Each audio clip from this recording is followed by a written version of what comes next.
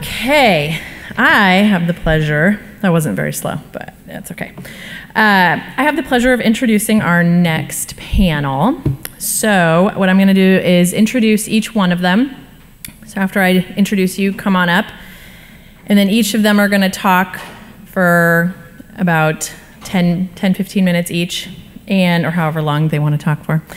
And then we'll open it up to questions and discussion. So the first one is, and I should have asked you how to say your name before I was going to call you up here, so I apologize if I say it incorrectly.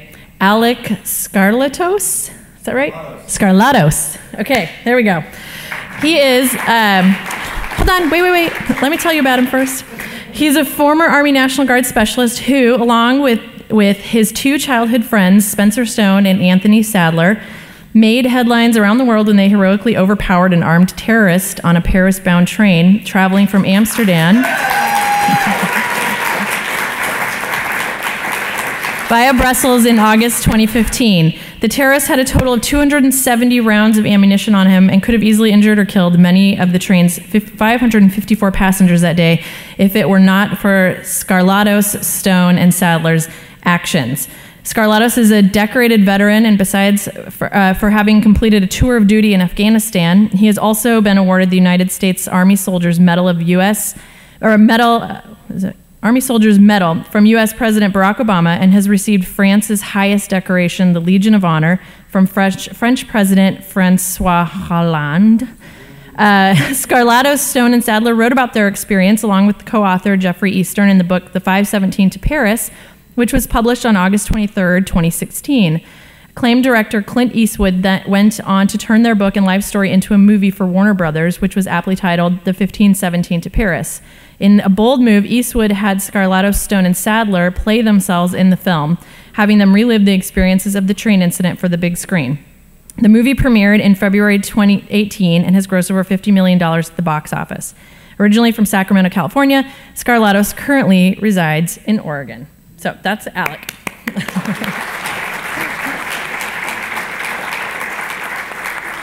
Next up is Phil Watson. He's the director of special projects at, oh wait, this is I think this might be an old bio. I was like, no, he doesn't work there anymore.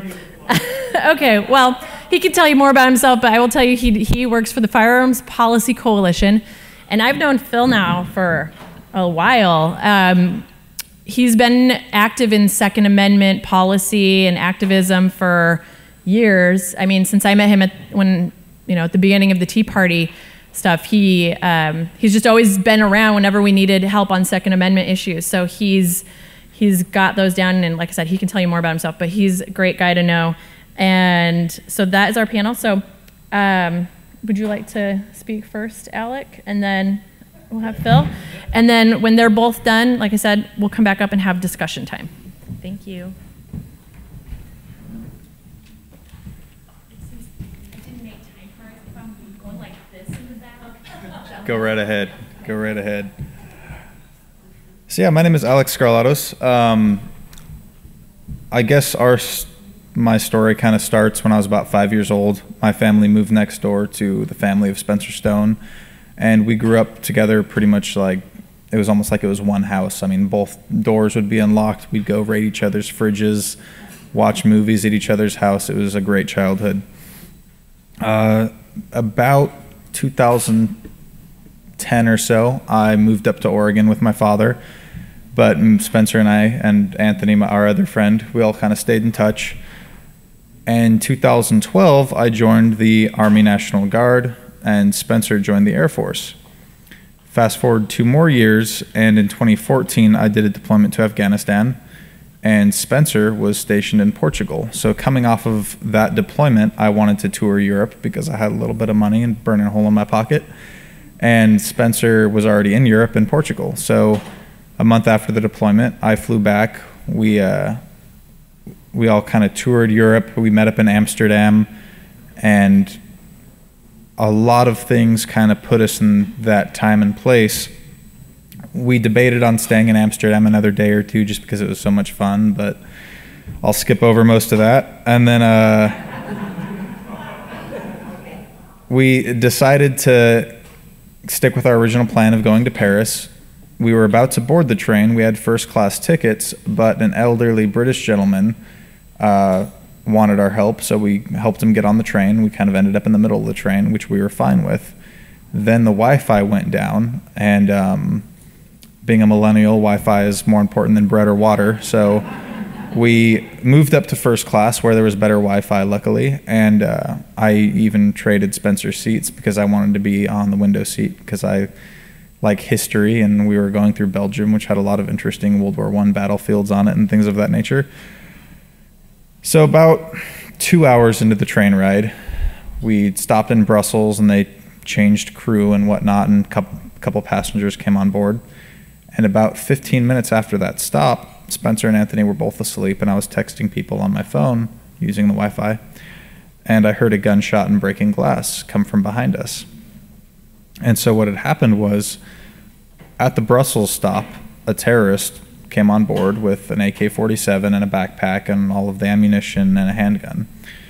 And he got everything ready in the bathroom, and he had been in there for about 15 minutes. And when he came out, he had been in there so long that there were 2 passengers waiting to use the bathroom when he came out.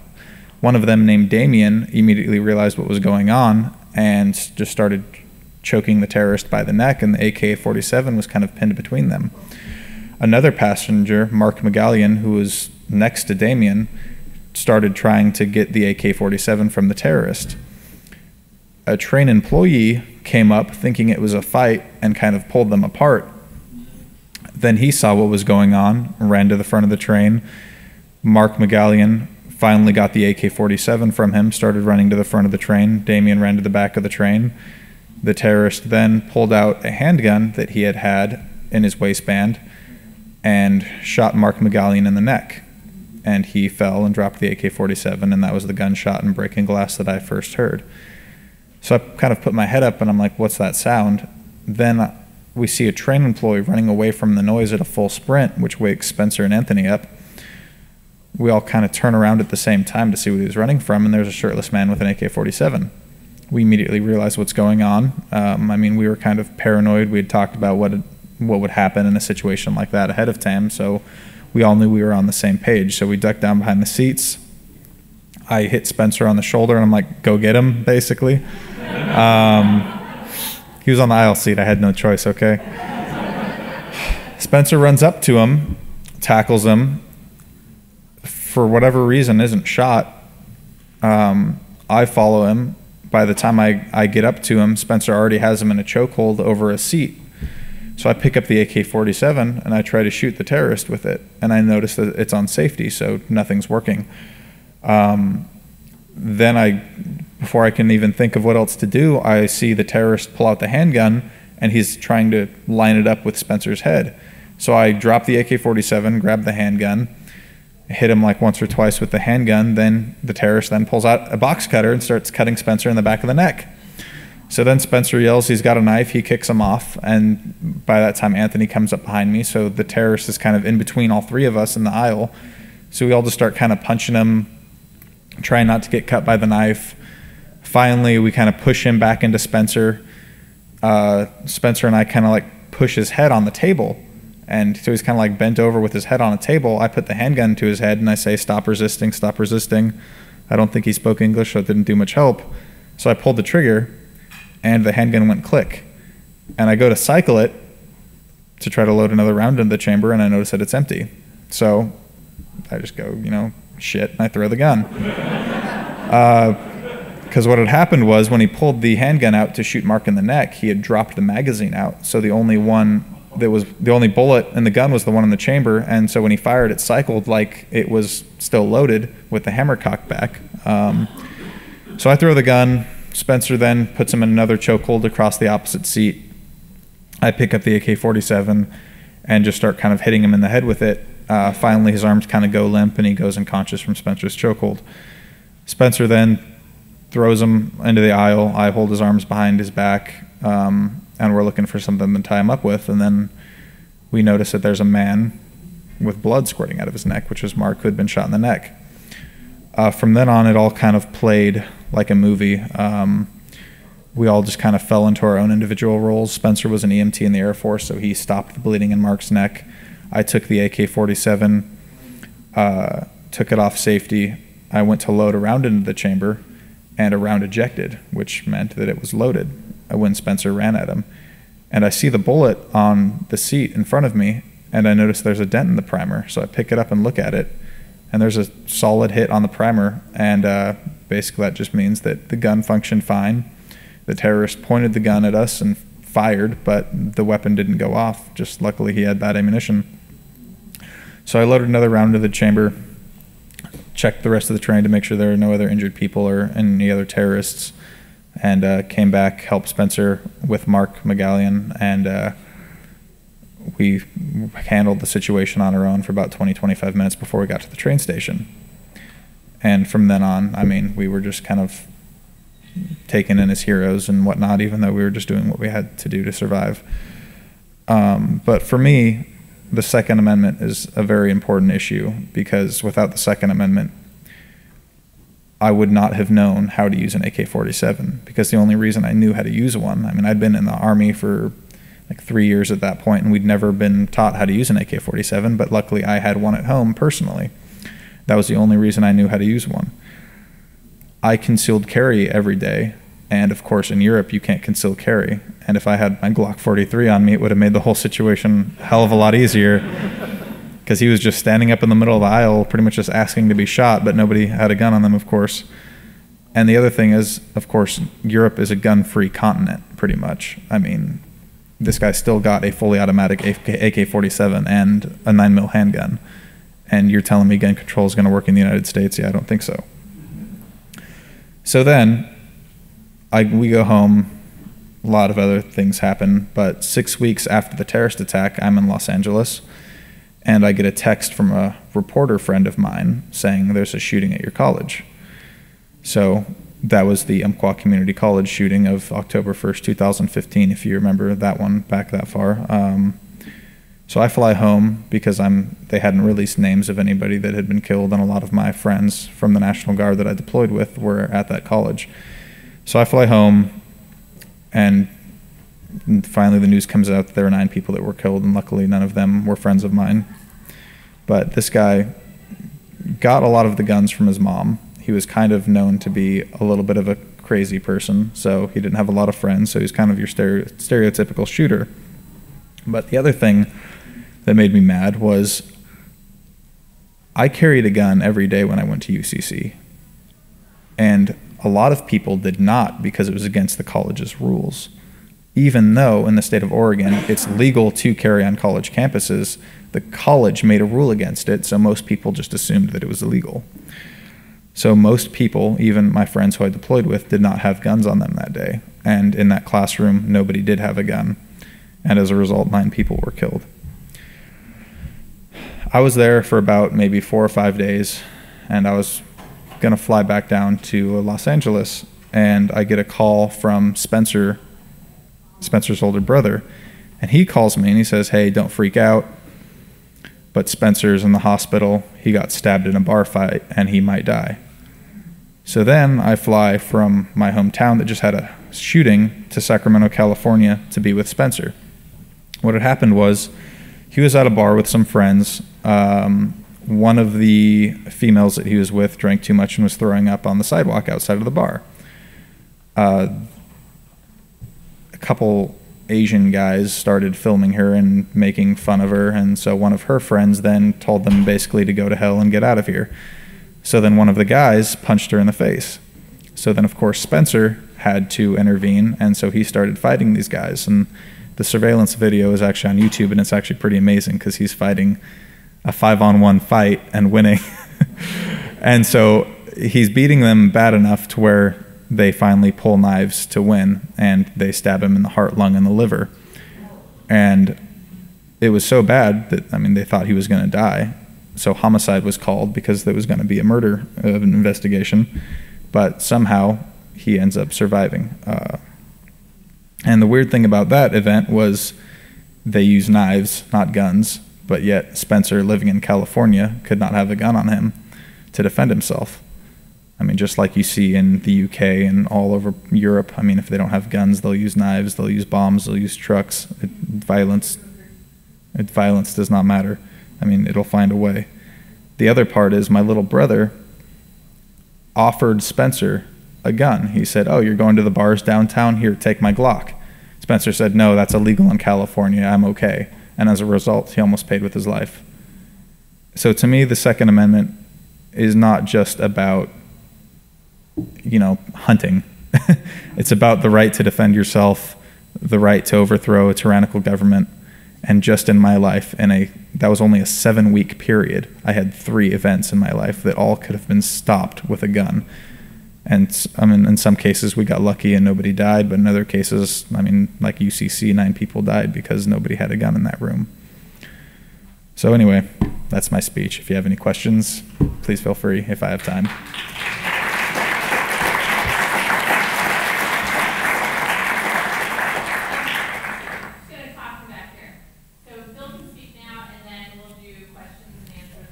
Cool. Thank you. Thank you.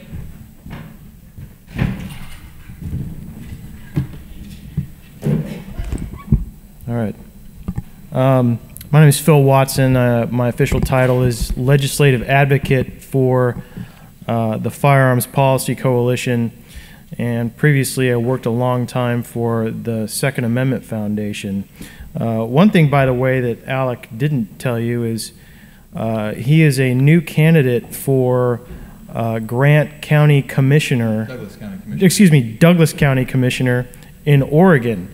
So if you're looking for some interesting people to look up on the internet and like their page on Facebook and support them, I would suggest, not that this is Tea Party Patriots suggesting this, but go ahead and Google Alex. Thank you for that. Or Alec, excuse me.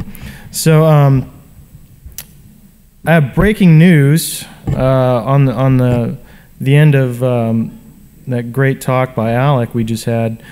A 3-judge panel today in the Ninth Circuit Court of Appeals in San Francisco, believe it or not, ruled, and I quote, "For better or worse, the Second Amendment does protect a right to carry a firearm in public for self-defense."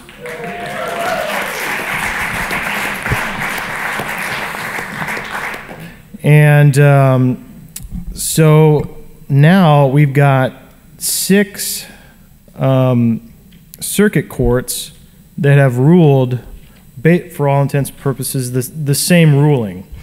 And we've got a circuit court split and a new Supreme Court nominee who has had some very good decisions on his record supporting the Second Amendment. In the post-Heller and McDonald world, there's been a lot of fights in the courts about these cases, and it's not just about carrying a firearm in public. For instance, bearing arms, as it says in the Second Amendment. There's a lot of other interesting cases in there as well. For instance, we've got currently our comment in opposition to the ATF's proposed bump stock ban. Now, why should we be concerned about that? Well, basically for several reasons. We've got Article 1, separation of powers. Article 2, ex post facto clause. Article 1. But the Second Amendment, of course, and then as well as the Fifth Amendment, right to due process, fair notice, and just compensation for the taking of property. As well as we believe that this executive, basically law, violates the Administrative Procedure Act. So there's a lot in there that, if just left alone, could be basically capitalized on if the wrong type of folks get in power. So we believe that law, if it should be a law, it should be made correctly, not necessarily that we agree with it. One of the other cases where we should talk about right now is the First Amendment as well, because they're using, they're trying to suffocate speech about the Second Amendment to prevent pro-Second Amendment speech in schools. And we saw this just this year with this quote-unquote walkout, which it was organized by a lot of very well-funded left-wing groups. One case we just won was versus Washoe County, Nevada, the school district there. And the lawsuit challenged the school's district's ban on wearing pro-gun rights apparel and their overbroad dress code policy that banned pro-gun rights free speech. An 8th grade student was punished for wearing a Firearms Policy Coalition t-shirt. We secured a judgment against the school district where they admitted to violating the student's rights. The student was allowed to wear his pro-Second Amendment t-shirts and make pro-gun rights, pro-Second Amendment, pro-Constitution statements. And in addition to all that, they paid our attorney's fees as well. We've got a legal action hotline set up, especially geared towards free speech in schools. It's called K12speech.com, and I believe Jenny Beth Martin has used this very successfully as well. So that I encourage you all to look that up, and it's right on our website as well if you want to look that up. Sharp versus California Attorney General Xavier Becerra is a constitutional challenge to the DOJ's defective bullet button assault weapon registration law, which prevented many Californians from registering their firearms before July 1st this year, thus denying them an exemption from many serious criminal laws and a petition for a writ of mandate to require the AG and DOJ to follow the law themselves. Another one, Holt versus California Attorney General, is a constitutional statutory challenge to the California DOJ's bullet button assault weapon regulations. Another case we've got, Commonwealth v. Hicks, which we filed amicus brief on, is an extensive amici submitted to the Pennsylvania Supreme Court, joined by elected members of the Pennsylvania General Assembly and firearms owners against crime. We argued that Pennsylvania Constitution and the U.S. Constitution prohibits stop and frisk of illegal firearms owners where there is no reason to believe that a crime was committed. Deleuze versus the California Department of Justice is a constitutional and statutory challenge to the California DOJ's denial of our access to the DOJ's firearms regulation. So they actually were making laws behind the scenes and claiming to have these laws in place, and they weren't letting anybody see them being written up. The process was completely secret, and we decided, hey, you know, having a secret rulemaking process and secret lawmaking process is probably illegal and unconstitutional, and we want to see these documents and how they're being drafted and how they're being made. Weiss versus California Attorney General is a federal lawsuit challenging the state of California's total confiscatory ban on the possession of so-called large capacity magazines holding more than 10 rounds. And we challenged this on Second Amendment grounds, Fifth Amendment grounds, 14th Amendment grounds, and state constitutional grounds.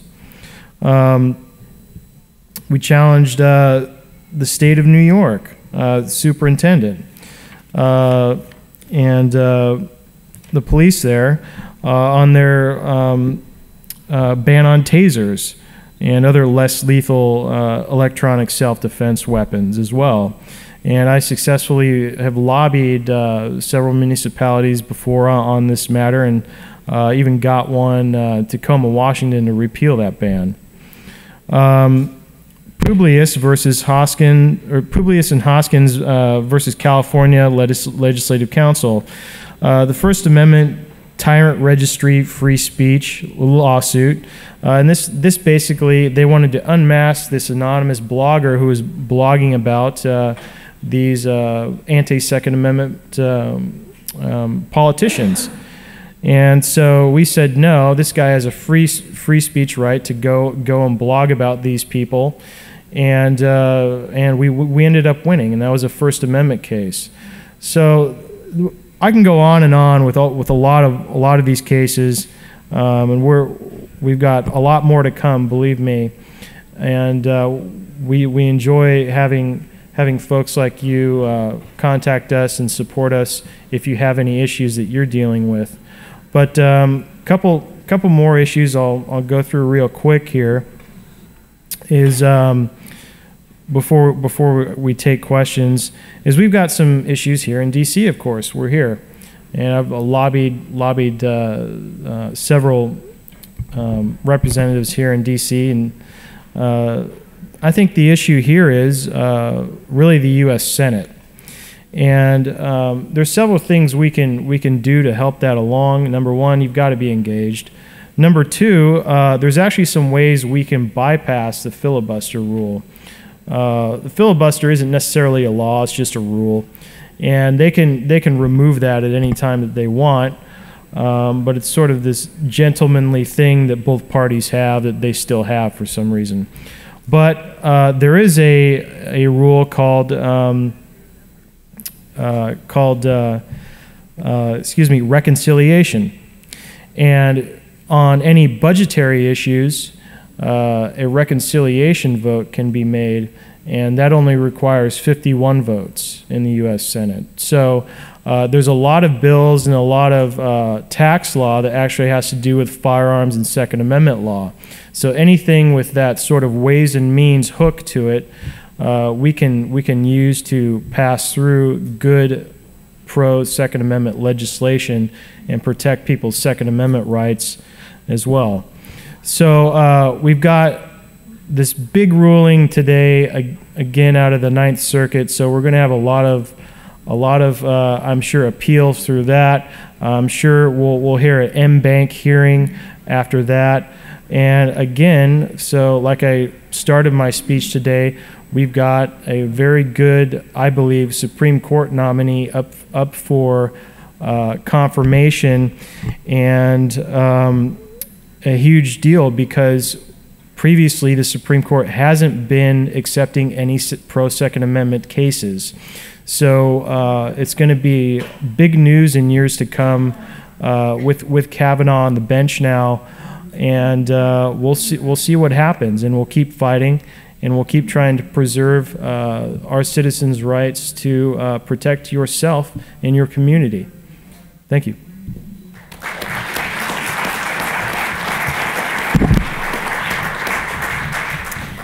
Okay, so we've got Linda and Debbie on the mics. Yep, go ahead and raise your hands. Go ahead, Greg. We'll go to Greg first.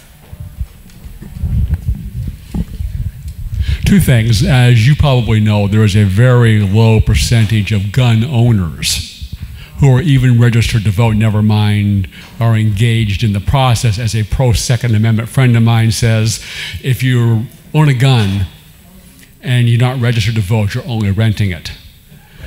Well, the related point to that is I think most of the gun rights organizations are we do gun rights, and don't seem to engage in the cause beyond that and aligning with other groups.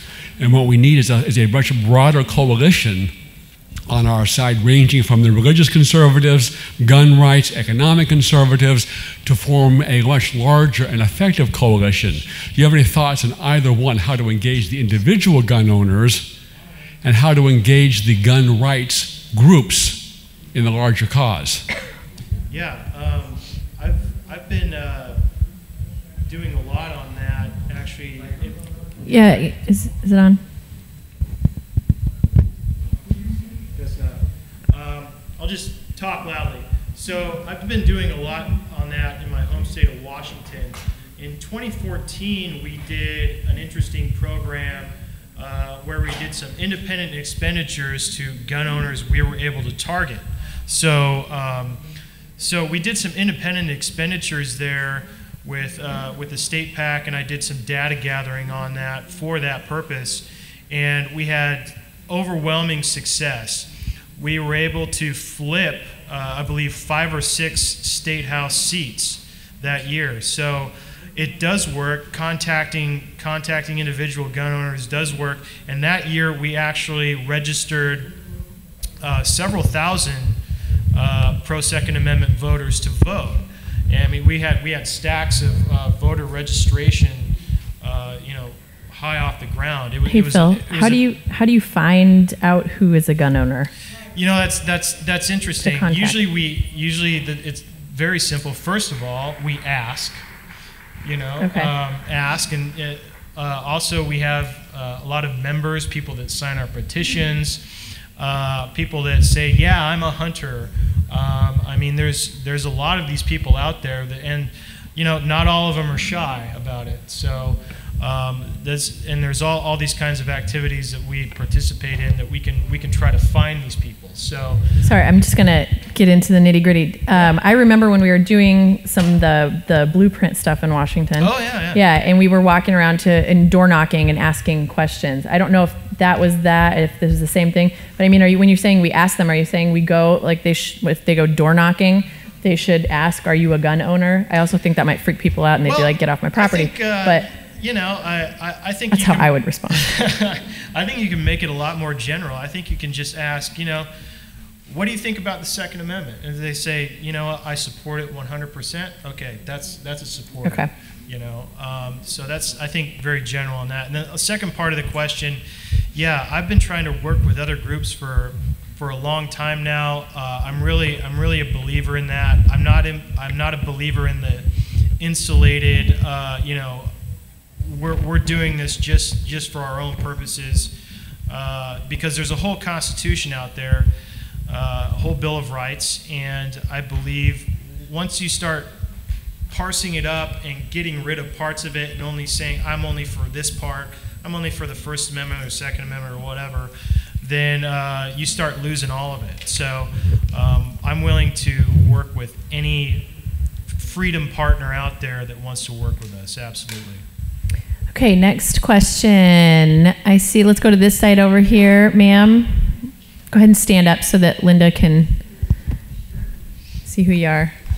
Yeah, I'm from the state of Florida and from Broward County where the Stoneman Douglas shooting took place.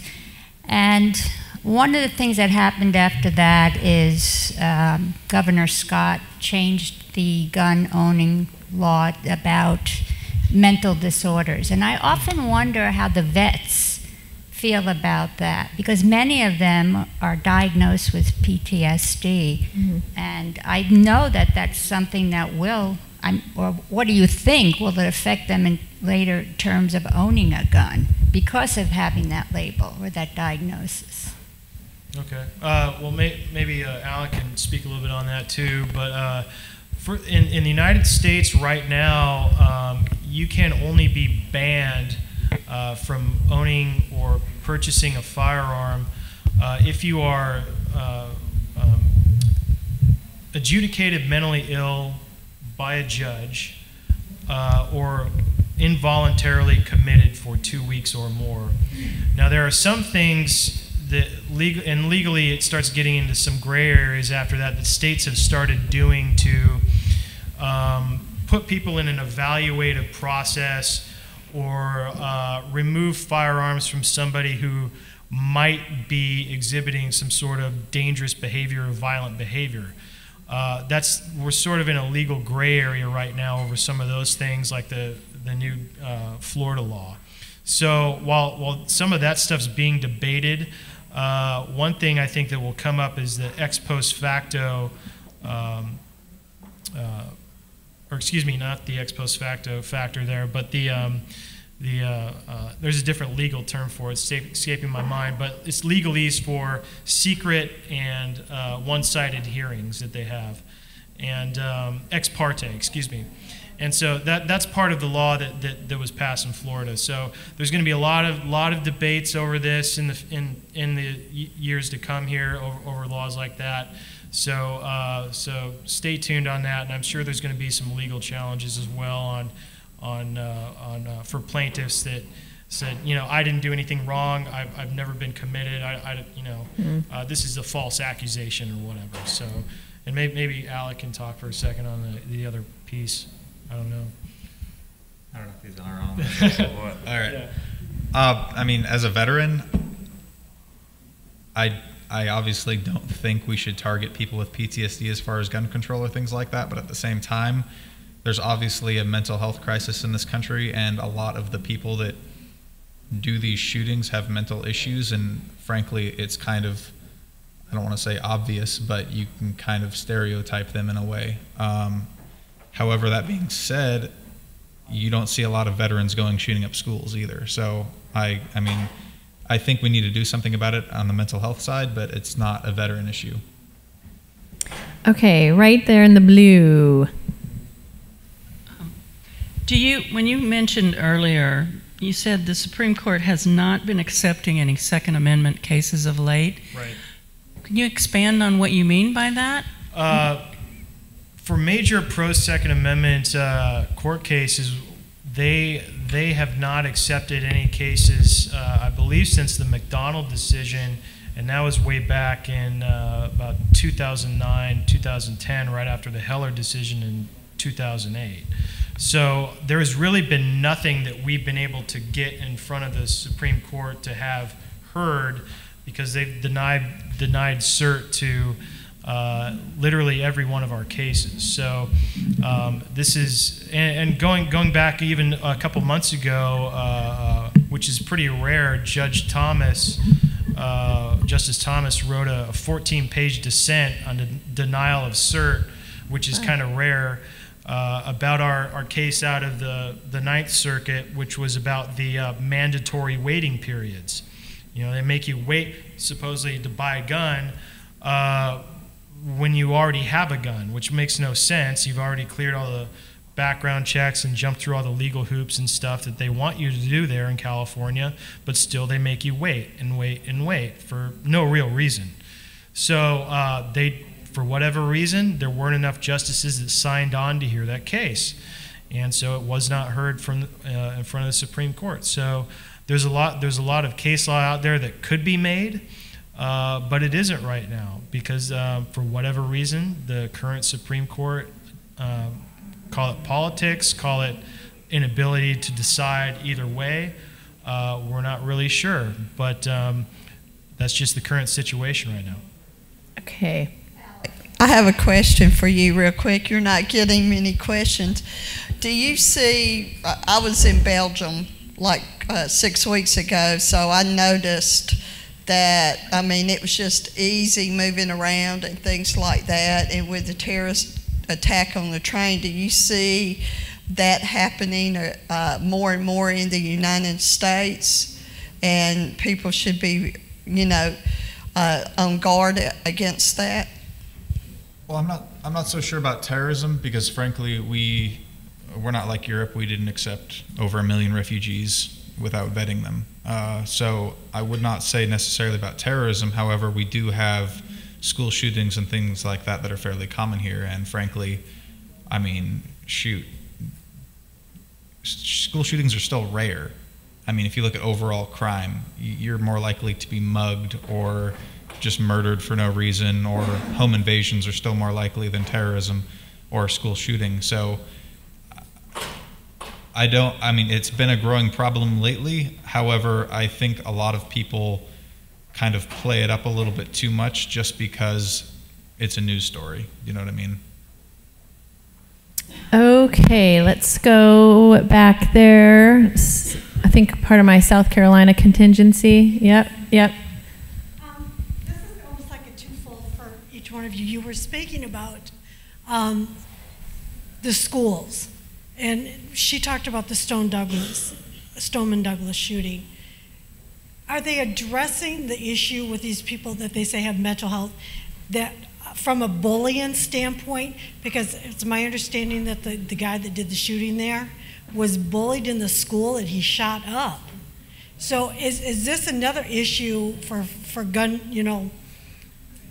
for the coalition, utilizing that avenue to address this situation? And, even like for you, Alec, what's your thoughts on this? I mean, these are students that are going into the schools, that have attended the schools, and they're shooting their classmates. So what's your thoughts? I think there's more than one answer there, and I think that first, of course, parenting starts at home. A lot of these kids, I think, come from either some sort of background where there was an issue there, or there's other issues in their background other than mental health. And you've also got a lot of the problems that I see in the public schools and in the United States. Otherwise, we're just sort of ignoring these other issues. We've got a big, huge drug problem in the United States. We've also got a big, huge mental health problem in the United States. We've got a big crime problem in the United States. And so when you combine all of these things together, it almost adds up to a toxic environment, toxic mix, if you will. And when you're ignoring all of it and you're just saying, well, just let these people be, it'll work itself out. It's not going to work itself out. There needs to be some intervention. The police coming to this guy's house, 39 or 40 something times, that should have been a big red flag right there. Yeah. The FBI was alerted twice about it, and the law enforcement agencies need to start stepping in when they see something going wrong. And the lawmakers need to give these law enforcement agencies tools to step in, and evaluate what's going on. And mental health professionals that need to have the tools to evaluate a serious problem that may be happening with somebody. So, I mean, there's a lot of these incidents we can talk about, but that's the one you brought up. So, yeah, I mean, my answer might not be as articulate as his, but frankly, I think it's cultural. I mean, back in the day, kids used to fight about things like that, and nowadays they just are pushovers and get bullied to the point to where they finally break and kill a bunch of kids. I mean, there's that, and also I think it's the media glorifying all these shooters. The shooting at my college, the sheriff refused to say his name and did not do interviews with any news organization that used his name in their broadcasts. I think we need to stop using their name, stop glorifying them, stop talking about them. And I tell you what, if we allowed people to carry guns in schools, teachers, parents, whatever, I mean, there's a reason the only successful shootings are in schools. It's not like they're not trying them in other places. It's just schools are where they work, and there's a reason for that. And we need to work on that, because I mean, if kids would pull out a gun at school, shoot one or two people, and then get killed themselves, they would not be doing it as often as they are, I don't think. Okay, I'm so sorry. We have to end here. I would want to say thank you to our panelists. Jenny Beth's going to come up and speak a little bit. So thank you to both of our panelists. We will have, go ahead, yeah. We appreciate both of you, what you both are doing, and we'll have more time to talk about this school safety tomorrow with our school safety panel.